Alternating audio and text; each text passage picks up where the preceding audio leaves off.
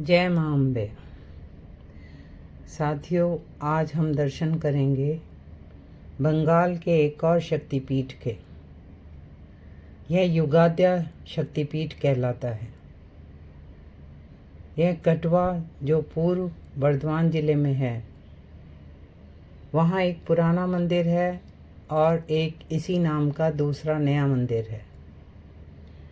यहाँ माँ युगाद्या कहलाती हैं और भगवान शिव भैरव रूप में क्षीरेश्वर या क्षीरकंठ या क्षीरकंटक कहलाते हैं। यह मंदिर पास में ही कुछ सीढ़ियाँ चढ़कर है। क्षीर दिघी एक पवित्र तालाब है जहाँ माँ की एक प्राचीन मूर्ति और कई सारी मछलियाँ रहती हैं। यह तालाब 13 एकड़ में फैला है और इसके चारों ओर बाग बने हुए हैं।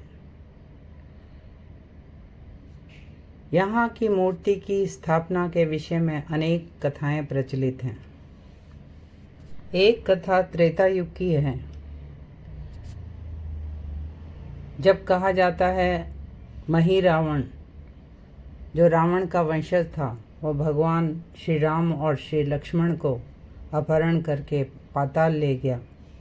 वह भद्रकाली की पूजा करता था। तब वायु पुत्र हनुमान ने उस दैत्य मही रावण को मारा और भगवान श्री राम और श्री लक्ष्मण को बचाकर वो धरती पे ले आए और साथ में ही माँ भद्रकाली की मूर्ति भी ले आए, जिसकी मही रावण पूजा करता था। और यह कहा जाता है कि क्षीर ग्राम में उन्होंने इस मूर्ति की स्थापना करी और स्थानीय लोग इन्हें जोगाद्या कहने लगे। कुछ लोग कहते हैं कि यहाँ काफ़ी समय से माँ की पूजा होती थी, किंतु मंदिर में मूर्ति नहीं थी। माता की मूर्ति क्षीर ग्राम में राजा हरिदत्त ने स्थापित की। यह 51 शक्तिपीठों में से एक शक्तिपीठ है और शिव सती कथा प्रसंग के अनुसार यहाँ माँ के दाएं पैर का अंगूठा गिरा। 11वीं शताब्दी में स्थानीय लोग यहाँ इस स्थान को मायरबारी, माँ का घर कहते थे। यहाँ एक नट मंदिर, भोग घर, भंडार घर और अतिथि गृह था। यहाँ माता के मंदिर पर मुस्लिम आक्रमण भी हुए। उसके बाद कीर्ति चंद्र बरबरुआ द्वारा इसका पुनर्निर्माण कराया गया।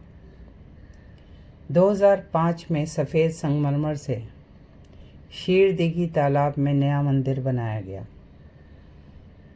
और जोगाद्या माँ की मूर्ति, जो प्राचीन है, वह क्षीर दिघी तालाब में रखी जाती है। क्षीर दिघी में री-एक्सकवेशन जब हुआ तो वहाँ माँ की एक और मूर्ति मिली, जिसे नए मंदिर में 2011 में स्थापित किया गया। नई मूर्ति पुरातत्वविदों के अनुसार 180 साल पुरानी है, जबकि पुरानी मूर्ति 600 साल पुरानी है। दोनों ही मूर्तियों का स्वरूप माँ दुर्गा का है। ये कश्ती पत्थर की बनी है। माँ की पुरानी मूर्ति विशेष त्योहारों में ही क्षीर दिघी तालाब से बाहर निकाली जाती है। जैसे बंगाली कैलेंडर के अनुसार वैशाख संक्रांति में, आषाढ़ नवमी में, विजयादशमी में, मकर संक्रांति में, पौष की 15वीं गति में माँ को बाहर निकाला जाता है। श्रद्धालु हजारों की संख्या में माँ के दर्शनों के लिए आते हैं और मेले का आयोजन होता है। उस दिन यज्ञ पूजन होता है माँ की मूर्ति का। अगले दिन माँ फिर क्षीर दिघी तालाब में चली जाती हैं। क्षीर दिघी के दाएं ओर एक और तालाब है, सागर दिघी, जहाँ माँ जोगाद्या ने शंख पहने थे। ये शंख के बने कड़े होते हैं जो बंगाल में सुहागनें पहनती हैं। इस दिन यहाँ सुहागनें शंख के कड़े मंदिर में भी चढ़ाती हैं और खुद भी पहनती हैं। माँ को फिश करी और खीर का भोग लगाया जाता है और इसी का प्रसाद बांटा जाता है।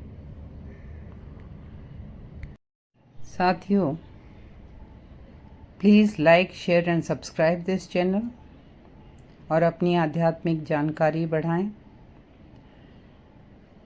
आज हम बात करते हैं देवी भागवत की कुछ पंक्तियों की, जो विचारणीय हैं, जिन पे विचार विमर्श करना चाहिए, जिन पे सोचना चाहिए। यहाँ सूत जी ऋषियों को माँ शक्ति का महात्म्य बता रहे हैं और कह रहे हैं, ध्यान से सुनिए। हे मुनिजनों, ब्रह्मा से लेकर तृण पर्यंत, तृण माने तिनका, ब्रह्मा से लेकर तृण पर्यंत सभी पदार्थ इस संसार में शक्ति के बिना सर्वथा हेय हैं, क्योंकि स्थावर जंगम का अर्थ आप समझते होंगे, चलने वाले और स्थिर, रुके हुए। स्थावर जंगम सभी जीवों में वह शक्ति ही काम करती है। यहाँ तक कि शक्तिहीन पुरुष शत्रु पर विजयी होने, चलने फिरने और भोजन करने में भी सर्वथा असमर्थ रहता है। इन पंक्तियों पर विचार करिए और इस चैनल को लाइक, शेयर एंड सब्सक्राइब करिए। जय मां अम्बे।